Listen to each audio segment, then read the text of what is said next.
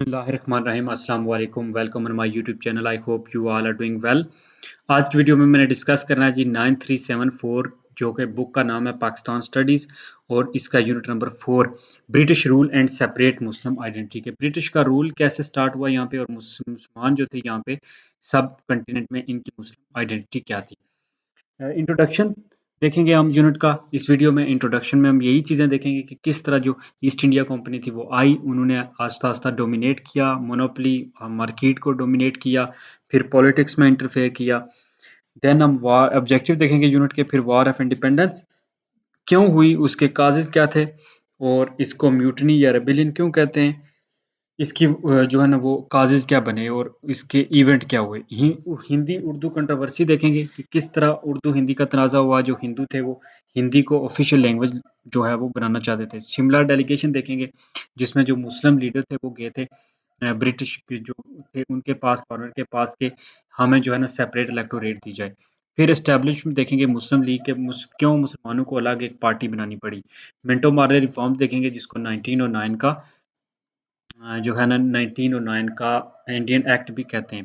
फिर कायद-ए-आज़म मोहम्मद अली जिन्नाह देखेंगे कि उन्होंने मुस्लिम पॉलिटिक्स को इंडियन पॉलिटिक्स को जॉइन किया। लखनऊ पैक्ट और खिलाफत मूवमेंट एंड दिल्ली प्रपोजल, ये सारी चीज़ें हम देखेंगे। सबसे पहले बात करते हैं इंट्रोडक्शन की। इंट्रोडक्शन में सिंपली यही है कि एजुकेशन मूवमेंट जो थी वो हम डिस्कस कर चुके हैं पहले। अब हम इसमें देखेंगे कि फोकस करेंगे ब्रिटिश रूल पे और जो सेपरेट मुस्लिम आइडेंटिटी के मुस्लिम आइडेंटिटी अलग थी। इस यूनिट में ये है कि जो ब्रिटिश कंपनी थी, ईस्ट इंडिया कंपनी थी, यानी उसका अराइवल देखेंगे और उसकी मोनोपोली देखेंगे, कैसे इंडिया में उसने सिंगल जो है ना वो मार्केट को हैंडल किया, मार्केट पे उन्होंने डोमिनेट किया।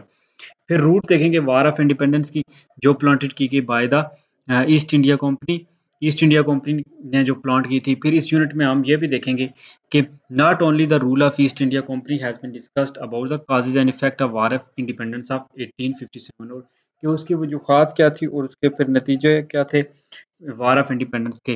तो ये सारी चीज़ें हम देखेंगे। हिंदी उर्दू कंट्रोवर्सी भी देखेंगे कि जो रीज़न भी बनी एक सेपरेट आइडेंटिटी के, जो मुसलमान हैं और हिंदू हैं वो दो अलग अलग कौमें हैं, क्योंकि जो हिंदू थे वो चाहते थे कि अब जो हिंदी है वो ऑफिशियल लैंग्वेज बने। फिर शिमला डेलीगेशन देखेंगे।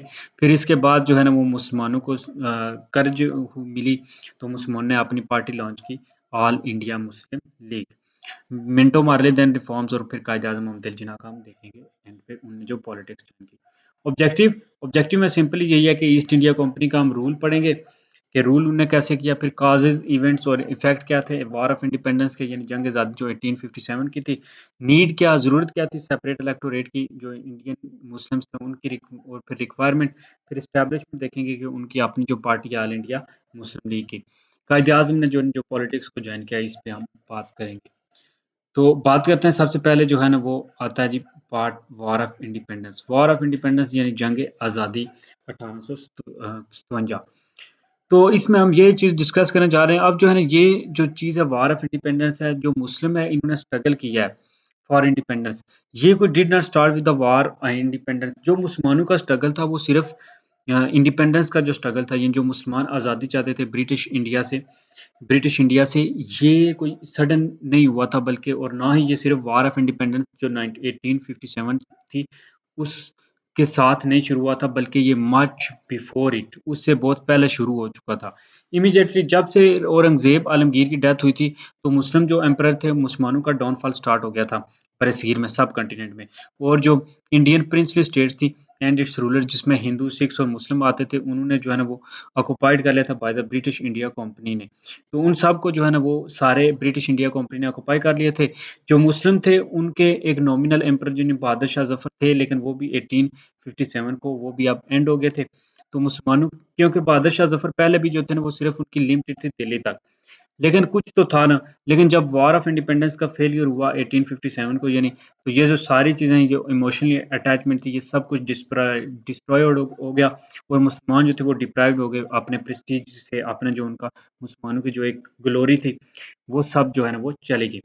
तो डिस्कस करना चाहिए इंडिपेंडेंस हम मुस्लिम rule. It would be pertinent to briefly mention the background of the British जो BEIC है, यानी ईस्ट इंडिया कंपनी रूल हम देखेंगे। East India company in the United State. अब सबसे पहले डिस्कस करते हैं East India company United State. आई कैसे, और फिर आस्ता-आस्ता उन्होंने किस तरह पॉलिटिक्स में इंटरफेयर किया। ईस्ट इंडिया कंपनी बेसिकली जो है ना वो ट्रेडिंग की नीड से आई थी, उसकी इंटेंशन ट्रेडिंग की थी, उन्होंने मुगल एम्परर से डील की थी, वो टैक्स पे करते थे, तो इसलिए उनका क्या है कि वो फ्रेंच से कंपेयर करते थे, उनका ये मकसद था कि यहाँ से वो स्पाइसेस वगैरह लेके जाएँ, जो मसाला जात होते थे वो।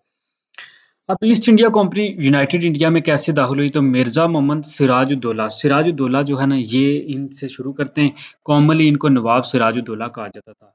ये सन थे ज़ैनुद्दीन अहमद खान के और आमिना बेगम के। ये 1733 में पैदा हुए थे और इनके शॉर्ट टाइम के बाद इनके जो मैटरनल ग्रैंडफ़ादर हैं, उन्होंने वाज़ अपॉइंटेड एज़ वो जो है ना डिप्टी गवर्नर बिहार प्रोविंस के बन गए थे।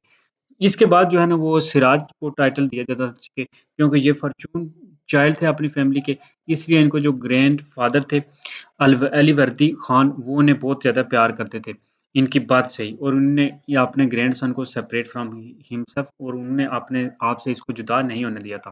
तो 1752 में जो है ना वो जब सिराज की एज से 19 थी, तो उसको डोमिनेट किया गया सक्सेसर ऑफ ग्रैंडफ़ादर के, वो अपने नाना के सक्सेसर बने अलीवर्दी खान के। अलीवर्दी खान जो थे ना वो month of April in the year 1756 को उनकी डेथ हो गई थी, जो अलीवर्दी खान थे, यानी जो नवाब सिराजुद्दौला के नाना थे। तो उनके जो ग्रैंडसन थे वो Siraj sat on the throne, तो जो सिराज थे वो फिर थ्रोन पे बैठे, यानी तख्त पे बैठे, और वो नवाब ऑफ बंगाल बन गए, वो अपने नाना की वफ़ात के बाद। He was only 23 year old at that time, और वो 23 साल की एज में यानी नवाब बन गए। नवाब बनने के बाद जो है ना वो सिराज ऑर्डर द ब्रिटिश, उनने ब्रिटिश और जो फ्रेंच थे उनको बाकायदा ऑर्डर किया कि नॉट टू स्प्रेड, कि वो अपना जो इन्फ्लुएंस है वो बंगाल में ना फैलाएं। आपने जो, क्योंकि ये ब्रिटिश जो थे ना, ये एक तो कोशिश कर रहे थे कि इनका जो है ना दीन फैले, क्रिश्चियनिटी को मिशनरीज वगैरह आते थे, तो उसने फिर स्टॉप कर दिया इनको। लेकिन एम जो था ना of this order to stop the extension of colonial influence in the Bengal, तो बेसिक मकसद ये था कि जो ये कॉलोनी बनाना चाह रहे थे ना बंगाल में, इसको रोकना था। लेकिन ब्रिटिश जो है ना वो refuse to accept his order, उन्होंने इसका ऑर्डर जो है ना रिफ्यूज़ कर दिया। नवाब ने फिर एक्शन लिया अगेंस्ट द ब्रिटिश, ब्रिटिश के खिलाफ, लेकिन and its logical end was the battle of Plassey, और बैटल ऑफ प्लेसी प्लेसी हुई, जो बहुत ही फेमस बैटल और पहली बैटल है जो यहाँ लोकल और हुई थी ब्रिटिश के दरमियान में। अब इस जो बैटल थी इसमें कंस्पायरेसी हुई कि नवाब जो बंगाल थे, यानी जो सिराज दौला थे, वो engage and they engage Mir Jafar in this context. Mir Jafar was the effective commander of Siraj army. अब ये जो मीर जाफर हो वो बात करता है इमरान खान भी कभी-कभी, तो ये उसी मीर जाफर की बात हो रही है। अब बैटल जो थे ना वो ग्राउंड ऑफ प्लेसी में जो है ना ब्रिटिश और नवाब के दौरान में बंगाल में on 23 June 1757 Nawab of Bengal और जो ब्रिटिश थे उनके दरमियान में प्लेसी में ये वार हुई 23 जून 1757 को। लेकिन ये फर्स्ट वार नहीं थी मुस्लिम और ब्रिटिश की कोर्स की, but the most important war of Anglo Muslim, लेकिन ये जो एंग्लो मुस्लिम थे उनकी इम्पोर्टेंट वार थी। नवाब जो था बंगाल का वो लॉस्ट द वार, वो वार हार गया, बिकॉज़ क्योंकि जो उसका commander fall of his commander, जो कमांडर मीर मर्दान था, उसके फॉल की वज़ह से, वो सडन फॉल, वो गिरने की वज़ह से हार हार गए। तो सिराज ने जो है ना एडवाइस ली from the Mir Jafar in this regard. On the other hand Mir Jafar जो था ना वो already had handed his loyalty over to the British, वो ब्रिटिश से पहले ही वादा कर चुका था, उनके हाथ में उसकी लॉयल्टी थी। तो मीर जाफर की जो आर्मी थी वो इनएक्टिव रही बैटल में, और they had made agreement with the British, और उन्होंने ब्रिटिश के साथ फिर एग्रीमेंट कर लिया। इसके बाद मीर जाफर जो ने रिकमेंड किया कि Siraj to retreat for the day, कि वो रिट्रीट, वो वापस चला जाए, तो वार वाज स्टॉप, एंड पे जंग रुकी है। जो मीर रॉबर्ट क्लाइव था, उसने अटैक किया सोल्जर के ऊपर of the Siraj going to back to the campus, जब वो कैंपस में जा रहे थे, वापस कैंप्स पे जा रहे थे।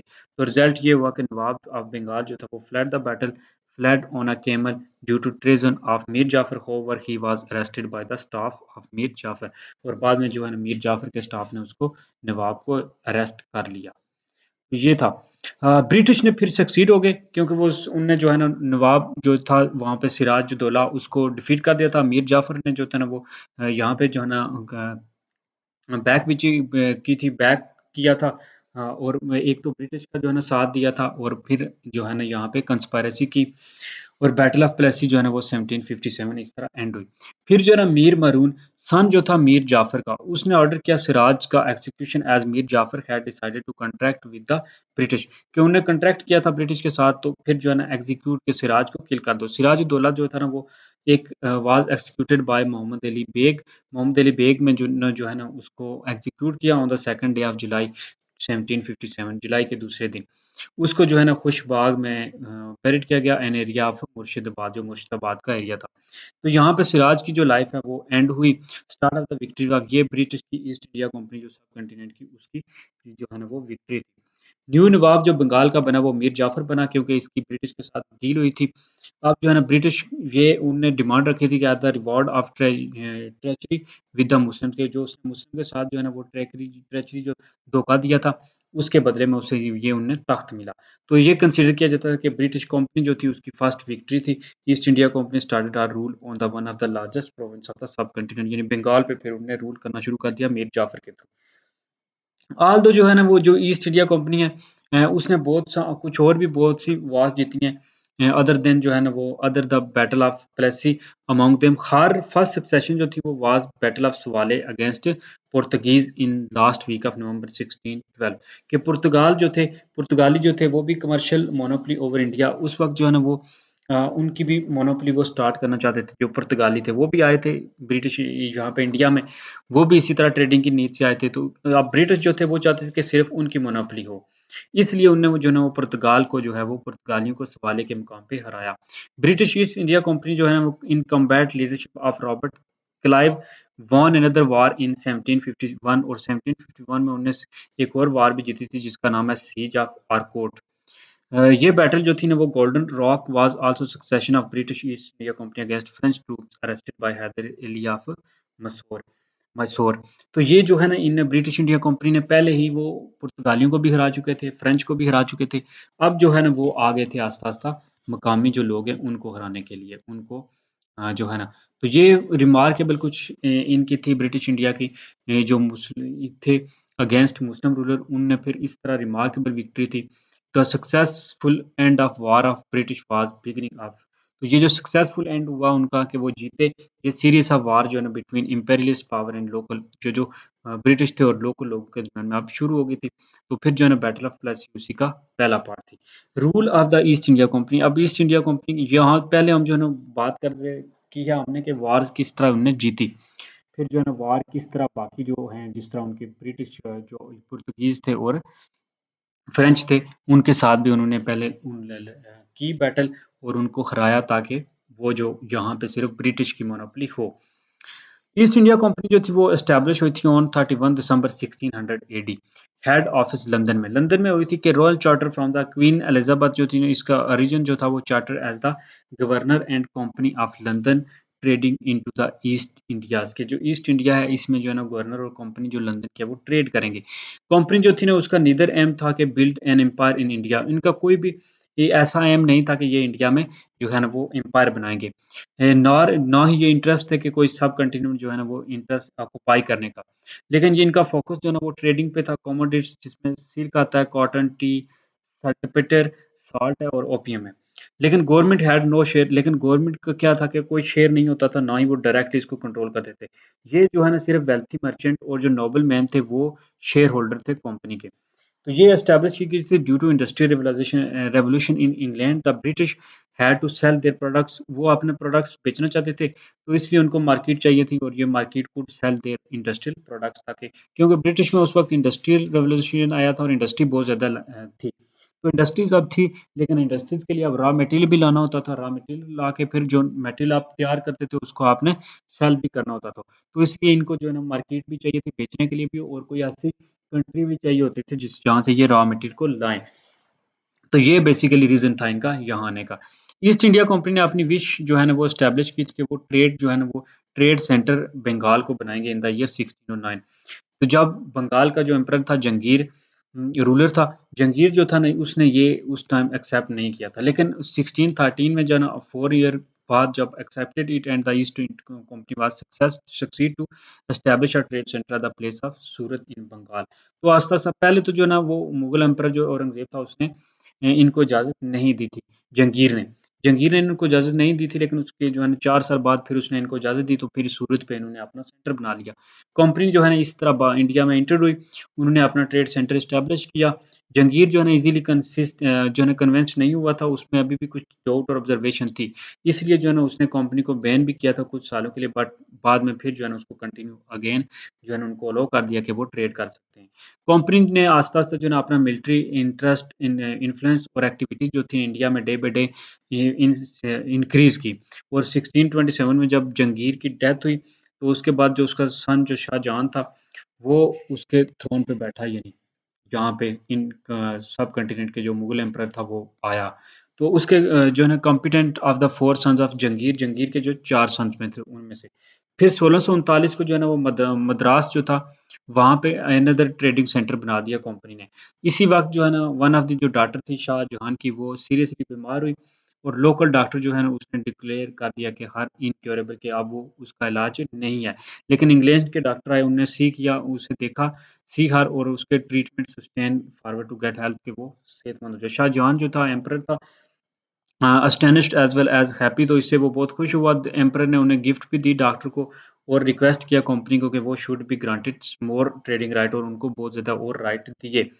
The request was accepted by Shahjahan. Shahjahan ने ये रिक्वेस्ट उनकी एक्सेप्ट कर ली और उनको ज़्यादा राइट दे दिए। लेकिन जो फैक्ट था वो नेग्लेक्टेड, जो मुगल ने नेग्लेक्ट किया, जिसने इंटरेस्ट, उनका इंटरेस्ट ये था कि वो मिलिट्री इंटेंशन कंपनी ने जो है ना एस्टेब्लिश की थी कलकत्ता सिटी में 1690 में। अब 18th सेंचुरी की बात करें, तो 18th सेंचुरी में जो ब्रिटिश ईस्ट कंपनी थी, ये स्ट्रगल कर रही थी with it counter part the French company की। जो फ्रेंच कंपनी जो है जो फ्रांस वालों की थी, उसके साथ ये स्ट्रगल कर रहे थे ईस्ट इंडिया कंपनी में। तो ये फाउंडेड 1664 में हुई थी, और and it's quarter was in Paris, उसका हेडक्वार्टर जो था वो पेरिस में था। होवर दूसरी तरफ अगर मुगल एम्पायर की बात करें, तो वो रैपिडली मूविंग कर रहे थे डिक्लाइन की तरफ, क्योंकि जो इंडियन एम्पायर था, वो highly attractive for British East India company की तरफ था। तो beside this traders continue with the FCEI very soon convince connected directly with the French factories, and at last in 1769 the French Company of East India normally ended and British India established her monopoly as it was single company in subcontinent। अब आस्ता-आस्ता ये हुआ कि वो जो France वाली company थी वो and हो गई। तो जो अब वो टोटली जो मोनोपोली थी, जो ट्रेडिंग का सारा निज़ाम था, वो ब्रिटिश ईस्ट इंडिया, ये ईस्ट इंडिया कंपनी थी, ये कंट्रोल करती थी। तो 1757 को जो बैटल ऑफ प्लेसी हुई थी, ये उसके बाद बैटल ऑफ बक्सार हुई, जिसमें प्रोविंस ऑफ बिहार में जो 1764 को ये हुई थी। अंडर द लीडरशिप जो थे ना रॉबर्ट क्लाइव था, तो ब्रिटिश के सब पास पावर आई कि उन्होंने कंट्रोल किया सब कॉन्टिनेंट को। ब्रिटिश ये इंटरेस्ट रखते थे कि वो बंगाल के ज़रिए जो है ना वो कमर्शियल जो वायबिलिटी है, as British gained their 60% of Asian import from Bengal, क्योंकि वो 60% जो इम्पोर्ट थी वो बंगाल से हासिल करते थे। तो जब बैटल हुई बक्सार की, तो ब्रिटिश ने politically win won the political and revenue collection powers in Bengal and Bihar as well as in Odisha, और फिर वो ओडिशा में भी आ गए। सेकंड जो एंग्लो मैसूर वार हुई थी, वो स्टार्ट हुई थी 1780 में और एंड हुई थी 1784 में, जिसमें हैदर अली डाइड हुआ था 1782 में, और ड्यू टू कैंसर। डेथ जब हुई हैदर अली की, तो उसका जो एल्डेस्ट सन था फतेह अली साहब टीपू, जिसको टीपू सुल्तान भी कहा जाता है, यानी टाइगर ऑफ मैसूर। तो वो कैरी करता था उसने बैटल ब्रिटिश के अगेंस्ट की। 11 मार्च 1784 को जो है ना वार खत्म हुई, ट्रीटी ऑफ जो है ना वो मैंगलोर हुई, साइन की गई। उस ट्रीटी के मुताबिक जो है ना दोनों ग्रुप जो है ना इस बात पे एग्री हो गए कि वो रिस्टोर करेंगे status quo ante bellum. Quo ante bellum के इस पीस ट्रीटी में ये कंसीडर किया गया कि जो इंपॉर्टेंट डॉक्यूमेंट है in the history of subcontinent as is was the occasion when the company accepted the term as dictated by an Indian power।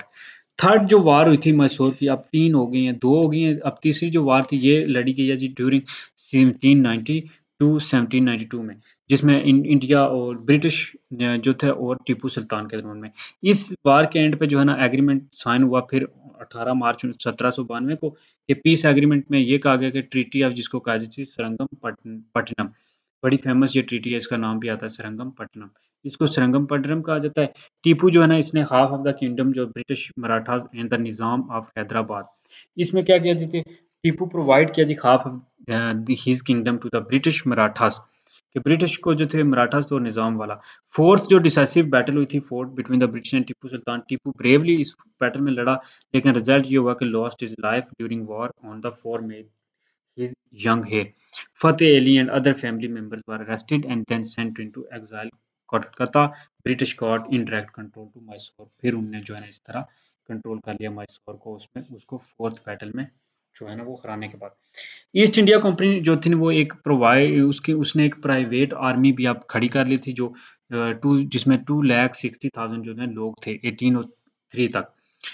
इस टाइम तक जो ब्रिटिश आर्मी थी, that time the company had the planning to gain, क्योंकि army वो इसलिए क्योंकि वो आस्ता-आस्ता administrative जो कंट्रोल था वो भी गेन करना चाहते थे, और प्राइवेट आर्मीज़ उन्होंने बनाई हुई थी। फिर 1757 टू 1857 तक इन दिस पे जो है ना उन्होंने आस्ता-आस्ता ये चीज़ें कंट्रोल की। थर्ड बैटल जो दिल्ली में लड़ी गई in the year 1803 between British East India company में और मराठा में, उसका रिजल्ट ये हुआ कि came in the victory of company, तो कंपनी की विक्ट्री हुई। दिल्ली जो था ना वो अब कंपनी के जो है ना वो आ गया under till the war of independence and after the war of 87 1857 की जो वार है उसके बाद भी उनके अंडर रहा, और फिर ब्रिटिश ने प्रॉपर कंट्रोल कर लिया। सिंध जो है वो कनकट किया था सर चार्ल्स जेम्स नेपियर ने, जो के जनरल थे उनके फॉल जो था ना and fall under the control of East India company in the year 1843 जे सिंध जो है ना उनके अंडर आ गया। रंजीत सिंह जो है ना वो 1839 को उसकी डेथ हुई। पंजाब जो था ना अंपायर वो भी कमेंस टू फॉल, आस्ता-आस्ता वो भी जो है ना वो डाउनफॉल की तरफ चला गया। तो सन जो महाराजा शेर सिंह था वो किल किया गया month of September 8 at 1843 by his cousin Ajit Singh Sandhawalia who was an army officer, के अजीत सिंह ने जो है ना उसको कत्ल कर दिया था। फिर जो है ना मुगल पीरियड की बात करें तो सिख जो है ना वो पंजाब को रूल कर रहे थे। तो जब कंपनी पंजाब पहुंची, ऑक्यूपाई किया, उन्होंने बैटल लड़े वो सिख के साथ। ईस्ट इंडिया कंपनी जो है ना वो एट गुजरात, कंपनी ने सिख्स को डिफीट किया आर्म फोर्स डिसेसिवली 21 फरवरी 1849 को, और पंजाब जो है ना वो भी ब्रिटिश इंडिया के on the second day of April in the same year. तो this states bearer and oath was conquered by the British forces in 1854 and 1856 respectively। उन्होंने फिर जो है ना बिरार और ओथ जो थे उन स्टेट्स को भी जो है ना अपने कंट्रोल में कर लिया। हिस्टोरिकली अगर देखें तो जो ब्रिटिश का रूल है वो 3 स्टेजेस में डिवाइड है, कि वो इंडिया में आए थे सेक ऑफ ट्रेडिंग के लिए, फिर उन्होंने मुगल से परमिशन ली, लोकल लोगों से, फिर आस्ता-आस्ता फर्स्ट पीरियड जो था ना वो स्प्रेड हुआ 1612 से 1757 तक। इस पीरियड में जो ईस्ट इंडिया कंपनी थी, उन्होंने एस्टैब्लिश की ट्रेडिंग पोस्ट डिफरेंट लोकेशन पे, स्पेशली जो कोस्टल एरिया था जिसमें सूरत वगैरह हो गई, और फैक्ट्री वहाँ पे लगाई। लेकिन at the end of period और by the mid of 18th century पे ब्रिटिश ईस्ट इंडिया कंपनी जो थी उन्होंने एस्टैब्लिश कर ली थी 3 presidency town India including Madras, Bombay और कोलकाता में। 3 जो थे ना वो प्रेसिडेंसी टाउन ने बना लिए थे। इससे ये था फर्स्ट पीरियड जिसमें वो ट्रेडिंग करने के लिए आए, और उन्होंने आस्ता-आस्ता यहाँ पे फिर बनाना शुरू किया। दूसरे सेकंड पीरियड की अगर बात करें तो सेकंड पीरियड को सिंपली कहा जाता है ये कंपनी का गोल्डन पीरियड था, और ये 100 ईयर पे जो है ना वो मोहित है, यानी 1757 टू 1857। इस पीरियड में ये है कि कंपनी ने पावर में आई, और वो इस काबिल हो गए कि उन्होंने लोकल लोगों से जो है ना वो रूल, प्रिंसली स्टेट्स और लोकल लोगों से रूल को छीन लिया। कुछ ही सालों में जो है ना वो वाइड एरिया जो सब कॉन्टिनेंट का वो ईस्ट इंडिया कंपनी के अंडर आ गया, और ग्रेजुअली ड्यूरिंग दिस फेज, इस सेकंड फेज में जो प्रेसिडेंसी टोन्स थे वो प्रेसिडेंसीज ऑफ ब्रिटिश इंडिया बन गए।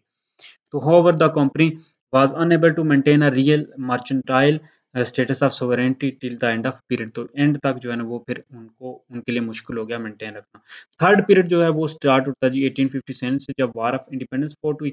As a result of the war जब जो है ना वो खत्म हुई, तो ईस्ट इंडिया कंपनी जो है ना लॉस्ट, उसने अपना स्टेटस खो लिया। कंसिक्वेंटली जो है ना वो इंडिया अब ब्रिटिश क्राउन के अंडर 1857 के बाद आ गया था। तो फिर सॉवरेंटी जो थी वो British was extended in many other areas of the Indian subcontinent and the presidencies were distributed into province। और फिर जो है ना वो जो प्रेसिडेंसीज थी वो प्रोविंस में डिस्ट्रीब्यूट हो गई, और पीरियड जो है ना वो फिर 1947 को एंड हुआ था as a transfer of power to the Indians.